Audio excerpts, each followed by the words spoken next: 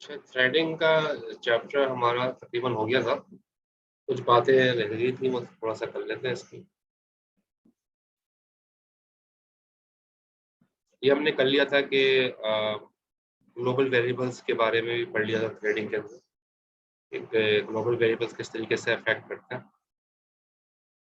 Multiple function जो है वो एक ही वक्त में कॉल करते हैं। मल्टीपल फंक्शंस हैं, मल्टीपल थ्रेड्स के जरिए चल रहे हैं और वो सब एक ही ग्लोबल वेरिएबल को यूज़ कर रहे हैं।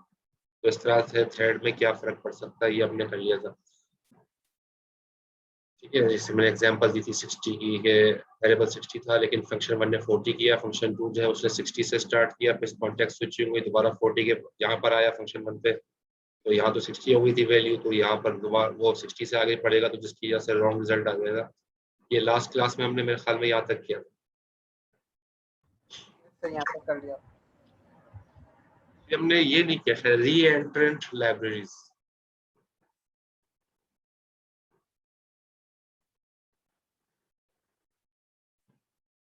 Many library procedures may not be re-entrant.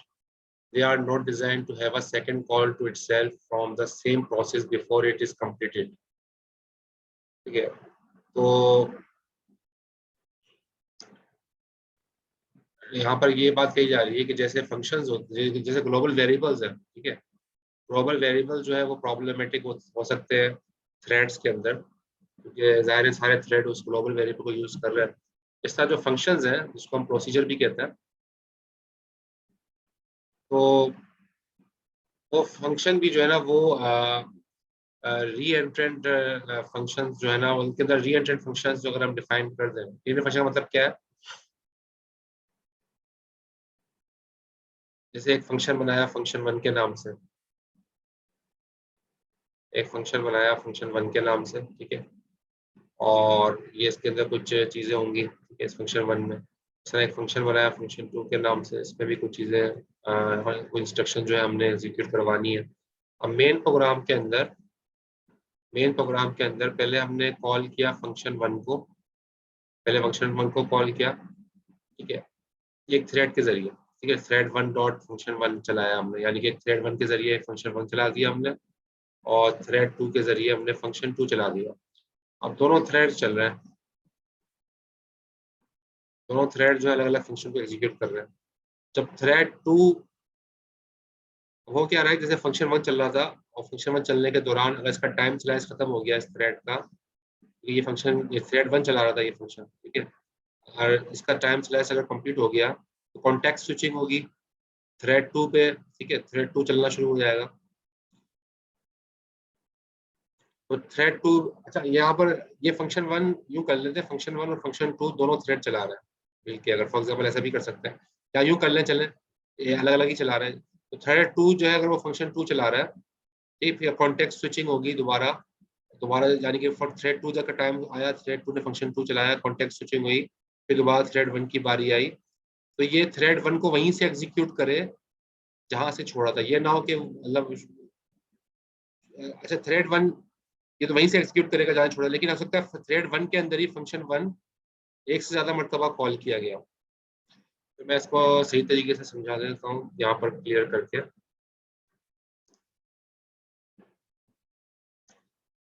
ये जैसे फंक्शन 1 है, ये थ्रेड 1 चला रहा है, थ्रेड 1 के जरिए फंक्शन 1 कॉल हो रहा है, और ये मल्टीपल टाइम्स कॉल हो रहा है। एक मरतबा थ्रेड 1 के जरिए फंक्शन 1 कॉल किया, फिर एक मरतबा, एक अगली मरतबा थ्रेड 2 के जरिए फंक्शन 2 कॉल किया हमने, फिर दोबारा से थ्रेड 1 के जरिए फंक्शन 1 कॉल किया। मल्टीपल टाइम एक फंक्शन कॉल हो सकता है सेम थ्रेड से, फिर थ्रेड 2 के जरिए जो है दोबारा फंक्शन 2 कॉल किया, ठीक है। तो यहाँ हो क्या रहा है कि मल्टीपल टाइम थ्रेड 1 जो है फंक्शन 1 को कॉल कर रहा है, फंक्शन 1 चलना शुरू हो जाएगा, फंक्शन 1 जब चलेगा, ठीक है, तो कॉन्टेक्स्ट स्विचिंग हो सकता हो जाए, और फिर थोड़ा टाइम स्लाइस का खत्म हो गया, फिर थ्रेड 2 की बारी आ गई, थ्रेड 2 चलना, फंक्शन 2 चलना शुरू हो जाएगा, ठीक है। अभी ये बाकी ये कंप्लीट नहीं हुआ था, ठीक है, फंक्शन 2 की बारी आ गई, ये चलना शुरू हो गया, फिर अब अगली मर्तबा दोबारा से थ्रेड 1 फंक्शन 1 को चलाना चाह रहा है, तो वो ये ना हो कि वो उसको यहाँ से ही चला, क्योंकि ये नया दोबारा फंक्शन वन कॉल हो रहा है सेकंड टाइम। थ्रेड वन ने second time function one call किया है, होना ये चाहिए कि ये शुरू से चले, फंक्शन वन शुरू से चले दोबारा, क्योंकि ये फर्स्ट टाइम कॉल नहीं हो रहा, ये सेकंड टाइम कॉल हो रहा है। फर्स्ट टाइम जो चल रहा था वो तो आधा हुआ था कॉन्टेक्स्ट स्विचिंग की वजह से, फंक्शन टू पे आ गए थे, लेकिन जब दोबारा फंक्शन वन कॉल कर रहा है थ्रेड वन के जरिए, तो फंक्शन वन शुरू से चलना चाहिए। ठीक है, तो ये इस चीज को कहते हैं री एंट्रेंट फंक्शन। री एंट्रेंट फंक्शन का मतलब क्या है? री एंट्रेंट की फैसिलिटी होगी तो ये फंक्शन वन शुरू से चलेगा, अगर री एंट्रेंट की फैसिलिटी नहीं होगी तो फंक्शन वन शुरू से नहीं चलेगा, बल्कि फंक्शन वहीं से चलेगा जहां से छोड़ा था। ठीक है, ये तो वो फंक्शन वन था जो पहली मर्तबा कॉल करने पे चल रहा था। दूसरी मर्तबा जब कॉल किया गया तो दोबारा से चलना चाहिए उसको, ये जब भी चलेगा जब फंक्शन को हम एज अ री एंट्रेंट डिफाइन करेंगे। ठीक है, तो यहाँ पर जो लिखा है री एंट्रेंट का मतलब यही है कि री एंट्रेंट लाइब्रेरीज का मतलब ये है कि फंक्शन को ऐसे लाइब्रेरीज के जरिए इस तरह से डिफाइन किया जाए, दोबारा से इस तरह डिफाइन किया जाए कि अगर एक फंक्शन एक से ज्यादा मर्तबा कॉल करे किसी थ्रेड में, तो वो हर मर्तबा शुरू से ही चले, हर मर्तबा फंक्शन शुरू से चले। ये ना हो कि वो पहले बीच तक चला था तो उसी उसी बार कॉल करने पे वो बीच से ही आगे शुरू करे, ऐसा ना होना चाहिए, हर मर्तबा शुरू से चलना चाहिए, जितनी मर्तबा भी न्यू कॉलिंग हम फंक्शन की करेंगे सेम थ्रेड के जरिए। देखिए क्लियर हो गया री एंट्रेंट लाइब्रेरीज। री एंट्रेंट लाइब्रेरीज का मतलब ये है कि री एंट्रेंट फंक्शंस हम री एंट्रेंट लाइब्रेरी के जरिए बना सकते हैं, और उसका मैंने आपको बता दिया फायदा यही है कि मल्टीपल टाइम्स अगर हम फंक्शंस को कॉल कॉल करें सेम थ्रेड के जरिए, तो फंक्शंस हर मर्तबा शुरू से चले, वहां से ना चले जहाँ से वो पिछले थ्रेड के अंदर रुक के छोड़, मतलब टाइम स्लैश की वजह से रुक गया था, दोबारा अगली मर्तबा कॉलिंग पे वहां से स्टार्ट ना हो बल्कि शुरू से स्टार्ट हो। ये मतलब थोड़ा टेक्निकल चीज़ है, लेकिन ये मतलब ये चीज़ भी होती है थ्रेड्स के अंदर।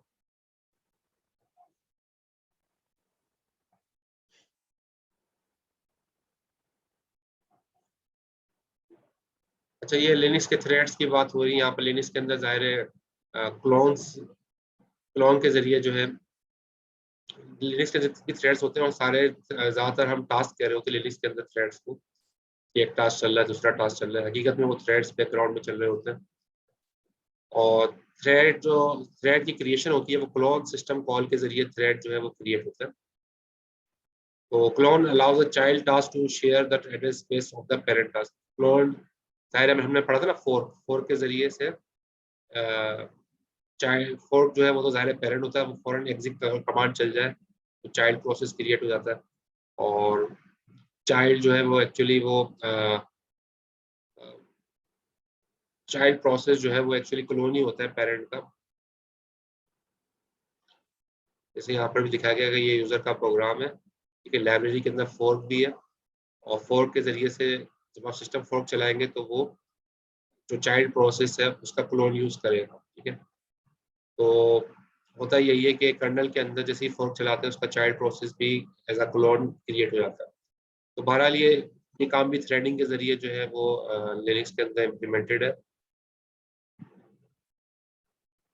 अच्छा जी, बाकी ये तो अच्छा, यहाँ पर कुछ चीज़ें एडिशनल है जो हमने, जैसे हमने पढ़ा मेनी टू मेनी मॉडल हमने नहीं पढ़ा था। मेनी टू मेनी का मतलब क्या है? क्योंकि वन टू वन तो पढ़ा था, वन टू मेनी पढ़ा था, लेकिन मेनी टू मेनी नहीं पढ़ा था।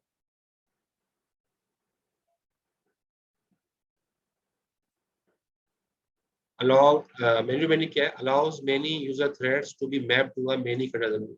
यूजर थ्रेड भी मेनी है, उनके करस्पॉन्डिंग कर्नल थ्रेड भी मेनी, लेकिन हमने पढ़ा था one to one. One to one में जितने यूजर के थ्रेड्स थे उतने ही कर्नल के थ्रेड्स थे, जबकि मैनी टू मैनी में जरूरी नहीं है कि जितने यूजर के थ्रेड्स हो उतने ही कर्नल के थ्रेड्स हो, कमोबेश हो सकते हैं।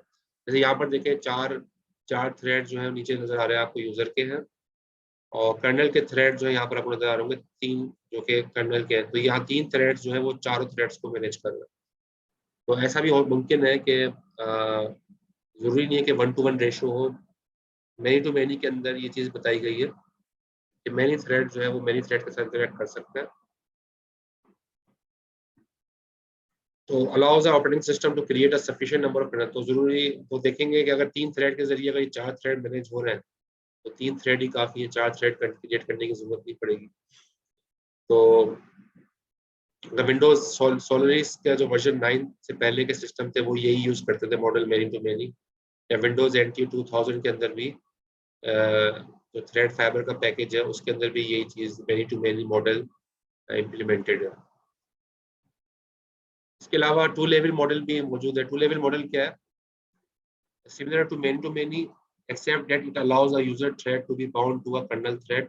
यानी कि इसमें जैसे यहाँ पर दिखाया गया, यहाँ तो मैनी टू मैनी है कि यहाँ पर कर्नल के थ्रेड से 3, यहाँ पर यूजर के थ्रेड से 4। ये तो अभी हमने देखा मैनी टू मैनी वाली बात भी है इसमें। प्लस ऐसा भी हो सकता है कि कोई एक सिंगल थ्रेड किसी एक सिंगल यूजर का थ्रेड किसी सिंगल कर्नल के थ्रेड के साथ मैप हुआ हो, जैसे यहाँ दिखाया गया। तो यानी कि इसके अंदर मैनी टू मैनी भी है और एक तरह से एक 1 to 1 वाला भी अलग से काम हुआ है। तो इसको कहते हैं two level model. Two level model के अंदर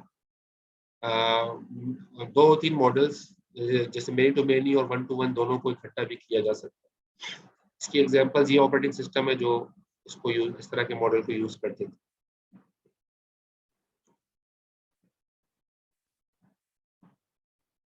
थ्रेड की इम्प्लिसिट थ्रेडिंग क्या मतलब कि थ्रेड को, एक तो एक्सप्लिसिट थ्रेडिंग होती है। एक्सप्लिसिट थ्रेडिंग का मतलब क्या है? जो प्रोग्रामर खुद करता है। जबकि इम्प्लिसिट थ्रेडिंग ये है कि जो कि प्रोग्रामर खुद नहीं करता, कंपाइलर या जैसे C# आप यूज करें उसका बैक एंड पे कंपाइलर है, या C++ का बैक एंड पे जो कंपाइलर है वो थ्रेड जो है वो क्रिएट कर रहा है। तो उसको कहते हैं इम्प्लिसिट थ्रेडिंग। ठीक है, यानी कि ऑटोमेटिकली थ्रेड्स क्रिएट हो रहे हैं, प्रोग्रामर नहीं कर रहा। तो इम्प्लिसिट थ्रेडिंग कहलाती है। एप्लीकेशंस कैन क्रिएट हंड्रेड्स और थाउजेंड्स ऑफ थ्रेड्स। तो मुख्तलिफ एप्लीकेशंस ऐसी होती हैं जो कि थ्रेड्स क्रिएट करती हैं सैकड़ों हजारों की तादाद में। Can be creating explicitly. अगर एक्सप्लिसिटली क्रिएट करेंगे इसका मतलब क्या है? ये एप्लीकेशन प्रोग्रामर वरीज, यानी कि ये इसकी फिगर कौन करेगा? प्रोग्रामर करेगा, क्योंकि प्रोग्रामर ने क्रिएट करना है, क्योंकि वो एक्सप्लिसिट थ्रेडिंग कहलाएगी। ठीक है, जो प्रोग्रामर क्रिएट करेगा। Can be created by compiler. Compiler भी क्रिएट कर सकता है उसको। लाइब्रेरी भी क्रिएट कर सकती है, जो बिल्ट इन लाइब्रेरी थ्रेड्स की। कोई प्लेटफॉर्म है उसके जरिए थ्रेड क्रिएट हो सकते हैं। ठीक है, तो ये क्यों क्रिएट हो सकते हैं? ताकि प्रोग्रामर के लिए जो है ना वो कन्वीनियंट हो, प्रोग्रामर के लिए इजियर हो काम करना। तो उसको कहते हैं इम्प्लिसिट थ्रेडिंग। ठीक है, ये जो कि प्रोग्रामर नहीं करता, कंपाइलर या लाइब्रेरी बैकग्राउंड में खुद ही इसको प्रोड्यूस कर देते हैं। तो इम्प्लिसिट थ्रेडिंग के कुछ अल्टरनेटिव यहाँ पर दिए हुए, thread pool, open MP, Grand, Central Dispatch. ये उसको भी थोड़ा थोड़ा देख लेते हैं।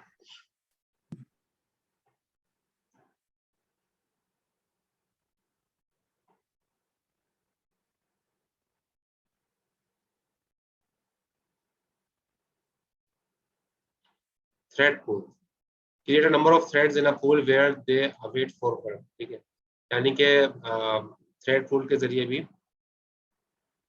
मल्टीपल थ्रेड जो है ना वो क्रिएट कर दिए जाते हैं और बैकग्राउंड के अंदर। और इसका एडवांटेज होता है कि ये फास्टर होता है, क्योंकि जाहिर है बैकग्राउंड के अंदर मल्टीपल थ्रेड्स एक साथ क्रिएट कर दिए गए यूजर की सहूलत के लिए, तो ये फास्टर होता है। Limit the count of threads, allow the number of threads in the application to be bound to the size of the pool. ठीक है, इसमें बता दिया जाता है, एक पूल डिफाइन कर दिया जाता है कि भाई एक पूल बना दिया है, इसमें 10 थ्रेड्स होंगे, तो वो 10 थ्रेड्स एक पूल में आ गए। ठीक है, तो 10 थ्रेड का एक पूल बन गया। इसके अंदर लिमिट डिफाइन कर दी जाती है कि ये इतने इतने थ्रेड्स एक पूल में बन जाएंगे, तो उस पूल के अंदर पे उतने थ्रेड्स बन जाते हैं। और दूसरा दोबारा से वो और थ्रेड्स चाहिए तो दूसरा पूल बना दिया जाता है। ठीक है, तो ये फास्टर, इसका एडवांटेज क्या है कि ये फास्टर होता है, फास्टर वे है क्रिएशन का। ये भी ऑटोमेटिकली होता है, कंपाइलर बैक एंड पे करता है। इस तरह ओपन ओपन एमपी, ये क्या है? ये एपीआई है। Open MP open MP open micro processor के नाम से एक एपीआई है जो कि सी में और C++ में मौजूद है। तो इसका फायदा क्या है कि programmer parallel programming in shared memory, इसमें आप प्रोग्रामर बता सकता है कि एक नंबर ऑफ थ्रेड जो है वो अ, कितने थ्रेड जो है, नंबर ऑफ थ्रेड बता सकता है कि इतने थ्रेड्स हैं, उनको इतने कोर्स पे चलना चाहिए। कोर का मतलब क्या है? कोर i7 है अगर, तो 7 कोर्स मौजूद है, तो कितने थ्रेड्स को कितने कोर के हवाले किया जाए, इस तरह की चीज इस तरह इस लाइब्रेरी के अंदर आप कर सकते हो। ठीक है, जैसे यहाँ पर दिखाया गया है OMP पैरेलल, और ये जो फंक्शन है I am a parallel region, तो ये प्रोग्राम जो है वो चलेगा पैरेलली। उसमें इस तरह की चीजें डिफाइन की जा सकती है। और ग्रैंड सेंट्रल डिस्पैच, ये भी एक सी लैंग्वेज के अंदर API मौजूद है। तो उसके अंदर आप बता देते हो कि ये रीजन जो है ये प्रोग्राम का ये पैरेलल चलेगा, जो जो सा रीजन पैरेलल चल सकता है उसको आप डिफाइन कर सकते हो।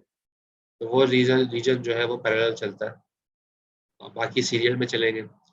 तो ये बहरहाल ये कुछ चीज़ें हैं, APIs हैं जो C और C++ में मौजूद है। तो अगर आप लोगों ने शायद लैब में इस पे काम किया हो सकता है ना भी किया हो, क्योंकि ये एडवांस लेवल की चीज़ है। अच्छा, थ्रेडिंग के इश्यूज जो हैं वो यहाँ पर देख लेते हैं। ये तो खैर ये चीज़ें हम नहीं पढ़ते, ये स्किप कर रहे हैं सारा थ्रेडिंग इश्यूज।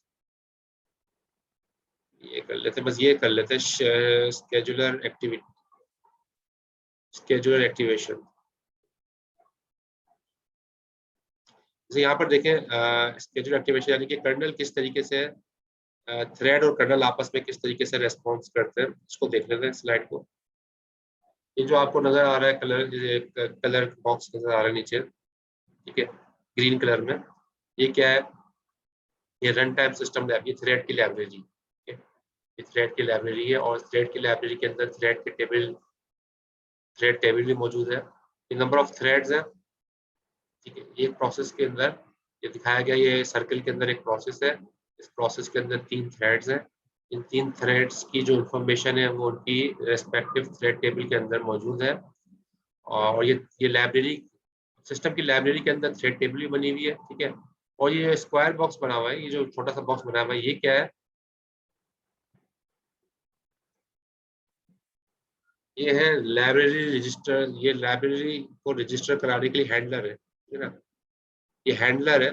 ये हैंडलर का काम क्या करता है कि सिस्टम कॉल जनरेट करता है टुवर्ड्स कर्नल। से यहाँ पर लिखा है, देखें, library register a handle handler, up call handler, इसको अप कॉल हैंडलर भी कहते हैं। When process thread is start, जब कोई प्रोसेस या थ्रेड स्टार्ट होगा तो ये जो अप कॉल हैंडलर है ये कर्नल को सिस्टम कॉल करेगा, ठीक है, इंडिकेट करेगा कि अभी जो है ये प्रोसेस या थ्रेड जो है वो स्टार्ट हो गया। तो ये देखें, ये थ्रेड चल रहा है पहला वाला, और ये थ्रेड चल रहा था, और इस आपका हैंडलर ने इसको बताया था कि ये चल रहा है। अब यहाँ पर ना आयो आ गई, रेड लाइन जो यहाँ पर टर्मिनेट हुई है, इसको ये दिखा रहा है कि यहाँ पर जो है ना सिस्टम कॉल जनरेट हुई, और ये बताया कि इस वक्त ये जो है ये थ्रेड ने आयो किया है, ठीक है। कर्नल इनिशिएट्स आयो एंड ब्लॉक्स द थ्रेड, तो कर्नल को पता चल जाएगा कि जाहिर है थ्रेड ने आयो किया है। तो कर्नल क्या इनिशिएट करेगा? कर्नल इस थ्रेड को जो है ब्लॉक कर देगा। कर्नल इस थ्रेड को ब्लॉक कर देगा और फिर अगला थ्रेड जो है वो चलाएगा। ये अगला थ्रेड कैसे चलाएगा? Kernel runs the upcall handler makes an upcall activities, फिर वो अपकॉल हैंडलर को कर्नल जो है वो रिक्वेस्ट करेगा कि आप दूसरा थ्रेड चला सकते हो लाइब्रेरी। तो होगा क्या, क्योंकि जाहिर ये आयो कर रहा है, जब ये आयो कर रहा है तो इस वक्त तो प्रोसेसर फारिग है। तो कर्नल जो है वो अपकॉल हैंडलर के जरिए लाइब्रेरी को इंटीमेट करेगा कि आप दूसरा थ्रेड चला सकते हो। तो फिर लाइब्रेरी काम क्या करेगी? अपकॉल हैंडलर जो है ना वो दूसरा थ्रेड स्केड्यूल कर देगा। दूसरा थ्रेड जो है वो अब स्केड्यूल हो गया, ये दूसरा थ्रेड चलना शुरू हो गया। और ये जब दूसरे थ्रेड का जो है यहाँ पर आया हुआ आ गया, यहाँ पर दूसरे थ्रेड का आया हुआ आ गया, जिसको लिखा हुआ है नीचे कर्नल डिटेक्ट स्टेट आयो इस, दूसरे थ्रेड का आयो आया। अच्छा, इस थ्रेड दूसरे थ्रेड का आयो नहीं आया, दूसरे थ्रेड को रोक दिया गया। क्यों रोक दिया गया? कि पहले थ्रेड का जो आयो था वो इसको मिल गया, यानी कि यूजर ने कोई की एंटर करनी थी या कुछ माउस से क्लिक करना था, वो उसने कर दिया। तो वो दूसरे थ्रेड को रोक देगा और पहले थ्रेड को दोबारा चला देगा। कर्नल इन्फॉर्म कर देगा लाइब्रेरी को अब कॉल हैंडलर के जरिए कि आप पहला थ्रेड चला दो, कि पहले थ्रेड का आयो कंप्लीट हो गया, तो पहला थ्रेड चलना जो है वो शुरू हो जाएगा। तो लिखा हुआ रीस्टार्ट द फर्स्ट थ्रेड, तो वो दोबारा से पहला थ्रेड चलना शुरू हो जाएगा। इस तरह से जो है मतलब ये मेंटेन होता है। तो मतलब इस स्लाइड में दिखाने का मकसद ये था कि कर्नल लाइब्रेरी के साथ कम्युनिकेशन करता है, बीच में अपकॉल हैंडलर होता है। अपकॉल हैंडलर जो है वो बताता है कि किस थ्रेड का आयो आ गया है। तो कर्नल जो है उस थ्रेड को रोक देता है और अगला थ्रेड जो है वो एग्जीक्यूट कर देता है। और जैसे ही अगला आयो मिल जाता है, तो आयो जैसे ही मिलता है तो कर्नल जो है वो दोबारा आप कॉल हैंडलर के जरिए रिक्वेस्ट करता है कि अब जो है कर्नल दोबारा आप कॉल हैंडलर के जरिए जो है इंटीमेट करता है कि अब दोबारा से जो है वो पहला थ्रेड चला दिया जाए, जो आयो की वजह से रुका हुआ था, तो दोबारा से वो पहला थ्रेड चला दिया। इस तरह से कम्युनिकेशन होती है किसी भी प्रोसेस की कर्नल के साथ। बीच में अब कॉल हैंडलर इन्वॉल्व होता है जो कि कर्नल के साथ बातचीत करता रहता है, और कर्नल जो है अब कॉल हैंडलर को इंटीमेट करता रहता है कि किस वक्त कौन सा थ्रेड चले। ये क्लियर होगी स्लाइड?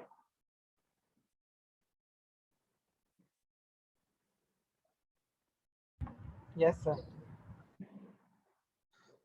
अच्छा, ये बस हमारी आखिरी स्लाइड विंडोज एक्सपी के थ्रेड्स दिखाए यहाँ पर। हम नहीं देख रहे विंडोज एक्सपी के एग्जांपल थी बस। यहाँ पर हमारे ये कंप्लीट हो गया। अब यहाँ तक जो है ना आपका होगा क्विज। क्विज होगा, और वो क्विज मेरे ख्याल में 5वां होगा, है ना? 5th क्विज होगा वो। 4 आपके हो चुके हैं। यस सर, 4 हो गए। अब ये 5वां क्विज होगा थ्रेड से। ठीक है, थ्रेड्स की तैयारी कर लीजिएगा। नेक्स्ट क्लास में इंशाल्लाह इसमें से पूछ लेंगे तो आपके 5 क्विज जो है वो कंप्लीट हो जाएंगे। सर सर ये इन 5 में से 4 सिलेक्ट किए जाएंगे ना? नहीं नहीं, 5 सेलेक्ट होंगे। 5 में से 5 सेलेक्ट हो जाएंगे। 10 नंबर के ना सर सर ये? एक एक्स्ट्रा नहीं हो सकता सर? ये 10 नंबर के क्विज है। एक्स्ट्रा भी असल में मुझे देखना पड़ेगा, मुझे टाइम असाइनमेंट भी देनी है आपको, सर भी देख लें असाइनमेंट भी सर, आएगी। क्योंकि अभी आपको असाइनमेंट भी मिलेगी। एक में कम नंबर आए हैं सर वो। हाँ, देखेंगे असाइनमेंट्स भी आप करें तो देखते हैं टाइम मिलता है तो। वैसे तो आपका बता रहे हो आप, जैसे रमज़ान में ही फाइनल है तो मुझे नहीं लगता कि टाइम कम है हमारे पास। कोर्स का मटेरियल ज़्यादा है तो क्विज हम शायद नहीं ले सकेंगे। 5 ही मैंने प्लान किए थे वैसे। ओके सर, अगर टाइम मिले तो देख लेना सर। ठीक है। Thank you sir. अच्छा जी, नमाज का टाइम भी हो गया है तो ब्रेक लेते हैं। ठीक है, इंशाल्लाह कंटिन्यू करेंगे। अगला चैप्टर स्टार्ट करेंगे आज। मेमोरी मैनेजमेंट वाला चैप्टर स्टार्ट करेंगे।